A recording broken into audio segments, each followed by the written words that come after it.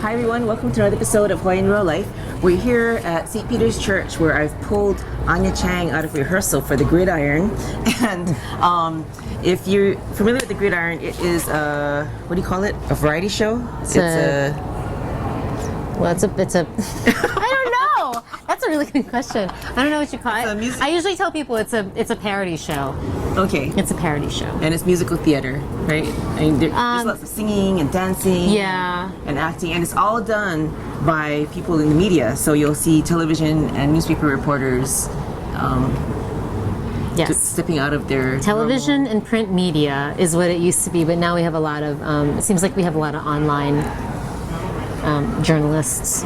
Since the newspapers all closed. Yeah, since they don't exist anymore. It's Oh true. my God. There used to be a lot more Star Bulletin and Advertiser cast members when I first started. Oh, okay. Yeah. So, but as far as the size of the cast, is it the same? Yeah. Okay. Yeah, pretty much. Okay, and so you are the director, producer. Yes. Director. Okay, and what does that mean? What do you do?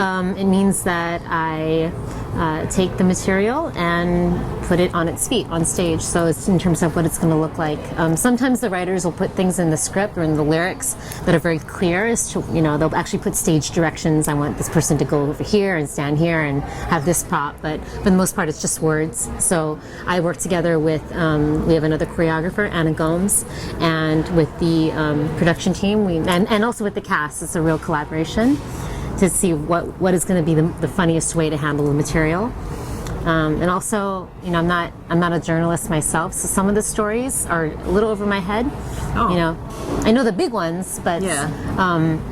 There's a lot of insider jokes that if you're, unless you're a real newsie, or if you are in politics, or if you're a reporter who covers the Capitol, or things like that, they all get that stuff really, really well. And for me, especially if I'm in and out of the state, I might have missed a story here or there. Yeah, but you've been pretty much in the state. Oh yeah. I get enough that I feel okay with myself. But I don't have to ask for help all the time. the people who come to the show, they tend to be people who are pretty savvy anyway, right? Yeah. Oh, for sure. Yeah, the audience really knows what's going on. That's why they know these news people really well. Yeah. Especially the television people. Actually, I think I'm pretty savvy on politics and news, but if I had not gone to a city council meeting to see that councilman, and now his name is eluding me. Which one? The one from Kapolei that Kyohikura used to play. Oh, He got drunk and he was yelling at. oh God, we did a song about him. Yes. We did a whole song. Last time, yeah. Anyway, if I killing hadn't gone me, to a yeah. city council meeting and seen that guy in action, like when you guys busted him out last time, I was just like, oh my God, that's that crazy guy. No, but it's the funny thing is, like, I actually feel better about doing this show because it makes me seem smarter in real life. Because when I'm out and about socially, and something brings something up, some story, and I know all these details about it, but only because I did the choreography for a song. So you can say something witty and funny. Yeah, exactly. Like I've already made jokes about some current event, and then somebody will bring up some whatever story, and if it mentions any sort of what's the word? I'm so brain dead. If it's Remember, I did pull her out of rehearsal, so.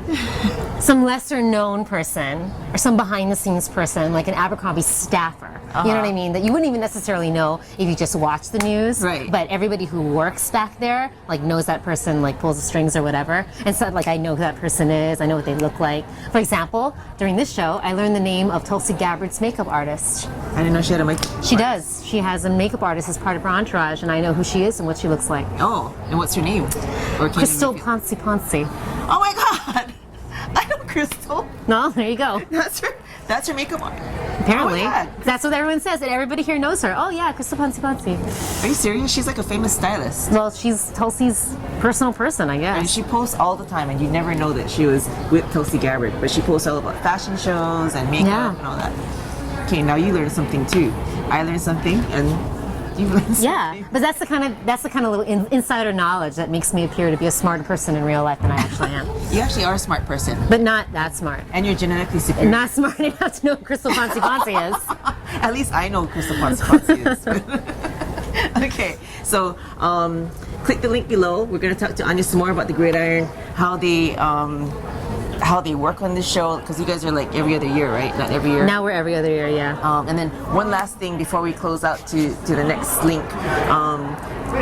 The tickets are sold out. Tom Berg. Tom Berg. Tom Berg. Sorry, I was thinking about it. That's because the song was Tom Berg from Kapolei was a song. Yes. Thank you. It's genetic. Anyway, where was I? That was 2 years ago. We're every other year. Yes. Yeah. And so tickets are actually sold out for the show, right? It's going to be Friday and Saturday on the 23rd and 24th? Yes, and we now have changed our policy a little bit to satisfy demand. So we used to have a Thursday dress rehearsal that was open to the public, but Yes. that's now been reimagined, and it's now the Thursday preview. So just like any other show on the island has preview performances, we now also have a preview. And tickets are sold to that pre-sale? Yes. And Pre-sale. So that one's all sold out too. And then now we're offering another night, which is our tech dress rehearsal, which is actually a working rehearsal. So people can show up at the door the night of the show, get in line. I think the earliest you're allowed to get in line is 6 p.m. And it's $20 cash at the door. Okay, no camping. No camping, that's what they're saying. And Diamond Head Theater is not handling the box office at all. You cannot go earlier than that. Our people who set up tables in front are the only people who can sell $20 cash at the door.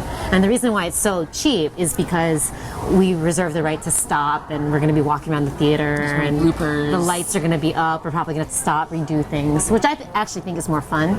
yeah, I think that's fun too. I think it's more fun to watch that stuff. So if I came before 6 o'clock, like at 5 or 4 o'clock, would you guys kick me out or arrest me? I don't know who's actually in charge of that, but they're being very clear that they don't want any squatters on Diamond Head property, because we have to be good tenants. They're very kind to us. They give us a lot of leeway.